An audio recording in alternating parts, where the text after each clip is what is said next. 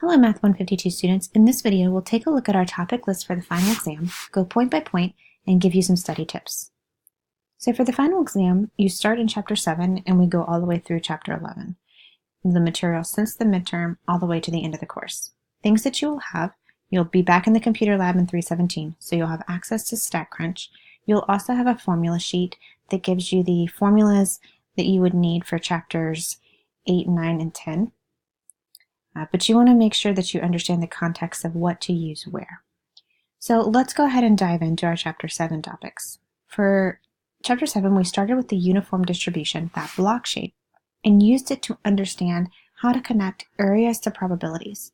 The uniform distribution was easier to start with because calculating areas was just a length times width for a rectangle calculation, whereas the normal distribution is more useful and is more likely to show up in application problems, but we had to use StatCrunch to find the areas.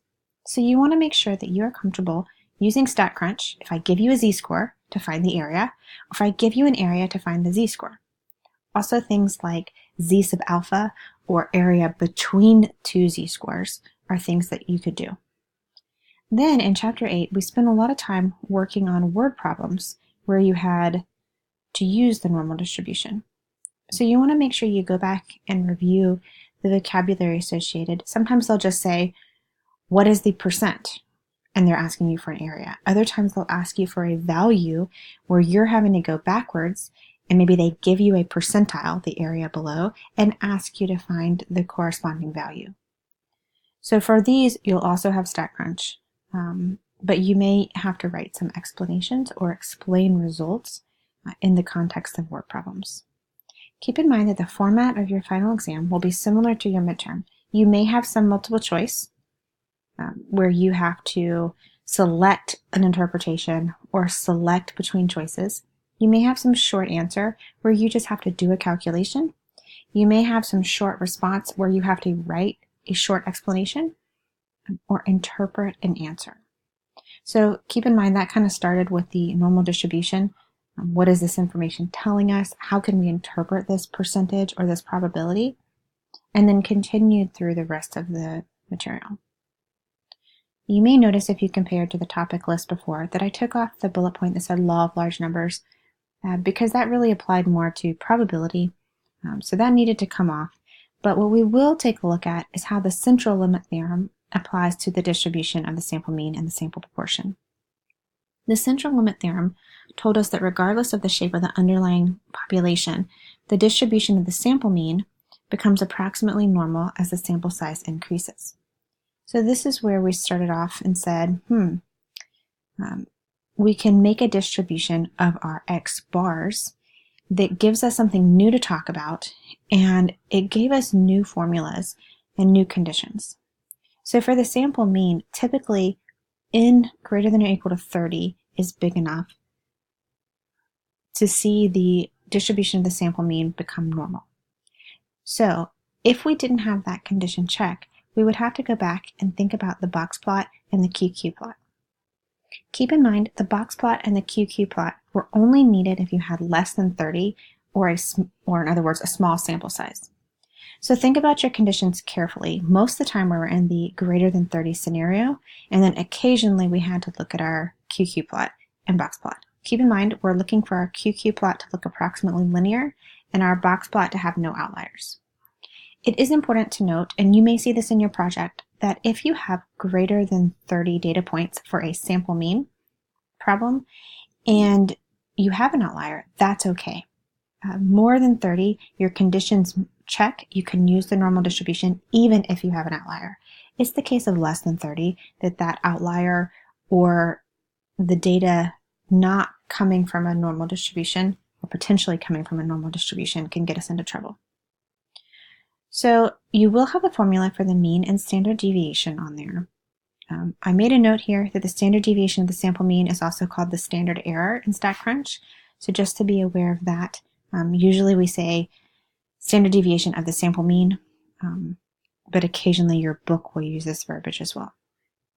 Then we also looked at the distribution of the sample proportion. And the hard part when we're looking back is to remember which conditions went with what. So the conditions for our sample proportion, we had to have n times p times 1 minus p is greater than or equal to 10. So keep in mind, here we were thinking about a scenario where there was a yes or no, and we were using those yes and no's to create percents of yes and no's, or proportions who answered yes, proportion who answered no.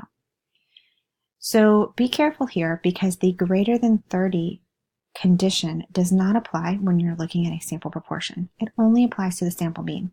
And that idea holds through with confidence intervals and also hypothesis testing. So be careful in your projects as well, that you identify which scenario you're in and use the appropriate conditions. You'll also have the mean and standard deviation formulas here, and you want to make sure you can work the problems having to do with probability questions with sample mean and sample proportions. So the next topic we had was Chapter 9 and confidence intervals. So we started with the concept of a point estimate. If I give you a group, you could estimate using just the mean or just the proportion, one number that gives us an estimate. But then when we looked at confidence intervals, we said we want to create a range. And you want to feel comfortable going backwards and forwards from a point estimate to a confidence interval. We did utilize StatCrunch for actually finding our confidence intervals, and that's important. But you also want to be able to interpret a confidence interval and talk about its properties from a context and not just StatCrunch. For example, let's say we had a confidence interval where we had a proportion. So the context isn't too important here, but let's say the proportion of people maybe who smoked in a particular group. We were interested in that proportion. We gathered a sample, asked StatCrunch to generate a confidence interval, and we got this. Of course, I made the numbers a little bit nicer to work with. But this would tell us we had our proportion between 0.3 and 0.4, or 30% to 40% is our estimated range. Now, keep in mind, that doesn't tell us the true proportion of smokers in our group. It's just giving us we are 95% confident that the proportion is between these two. So if I give you a confidence interval, you should feel confident telling me the point estimate. The point estimate is always halfway in between our lower bound and upper bound. So the point estimate would be 0.35, or 35% of our sample had smokers. The margin of error would be 5%, going from that 0.35 up to 0.4, or that 0.35 down to 0.3. The width of the confidence interval is 0.1, or a 10%, and we want to feel comfortable knowing the difference between those terms. So again here, make sure that the vocabulary you can distinguish between understanding the difference between what a point estimate is telling us and how we interpret a confidence interval. So let's look at our different types. We did proportions and means again. The conditions are going to mimic what we saw in Chapter 8, and you want to feel comfortable utilizing StatCrunch to generate confidence intervals, and then pay special attention to your interpretations. On MyMathLab, you had to select a correct interpretation. On the final, you may have problems where you have a similar field, multiple choice, and you're selecting an interpretation, but I may also ask you to write an interpretation. So make sure you go back to some of those practice problems and practice writing out the sentence interpretation and checking it so that you get all of the components in there. So we always wrote something like, we are 95% or 99 or 90% confident that the sample proportion is in between your lower bound and upper bound. But it's easy to take that sentence and turn it into something that we're not quite saying. So just go back and practice writing that sentence and making a decision based on a confidence interval. So similar concepts for means. We want to remember that we have different conditions that greater than 30, and making sure we pick the correct StatCrunch procedure again. So our final topic for our exam is hypothesis testing, and this covers 10 and 11. So the easiest way to think about hypothesis testing is the different types we can see, and then think about what's similar between all of the types. So let me see if I can adjust this just a little bit. For some reason it wasn't letting me adjust, but I was able to shrink it just a little bit so we can see our key steps. So going back to our different types, Chapter 10 we had one sample, Chapter 11, we had 2. So we dealt with means and proportions in both chapters. We started with proportions, and we compared a prior estimate or prior value to our sample. Same thing for means. We compared a prior estimate to our sample. Then with 2 samples, for proportions, there was just one case, comparing proportion from one group to the proportion of the other. Then when we're looking at means, there were 2 scenarios. The matched pairs, or a paired sample, we could also call it dependent sample, where you are looking at the difference between the 2. And then the independent sample, where we did not have paired data, and we were still looking at comparing the means. One note of caution here, be careful with your projects. If you are doing 2-sample mean, make sure you identify if your data is paired or not. So for example, the grocery store examples, where you're comparing maybe a Target item to a Walmart item. I don't know if anyone is specifically doing Target versus Walmart, but that is likely a paired scenario where you're picking the same item and looking at the price at Target and looking at the price at Walmart. So then you have to make sure you're analyzing it as a dependent sample and not an independent. If you choose the wrong one, you get a different p-value and risk making the wrong decision. So let's take a look at our conditions. For our 1-sample proportions and our 1-sample means, your conditions are going to mimic the conditions for proportions and means in chapters 8 and 9. So again here, make sure you're choosing the right set of conditions. You do want to be careful with the 2 samples. When you check your conditions, they have to check for each sample. So you have to check that n times p times 1 minus p for each group with the 2-sample proportion. And then for the dependent sample with means, you looked at the differences and made sure the conditions checked for your differences. You either had to have more than 30 pairs, or when you compute the differences, they had to have no outliers and the QQ plot look approximately normal. For independent samples with means, you had to look at the greater than 30 for each group separately, or look at the QQ plot and box plot for each group separately. So just make sure those conditions check before you proceed. We did have scenarios with the proportions where your conditions didn't check and you could still continue.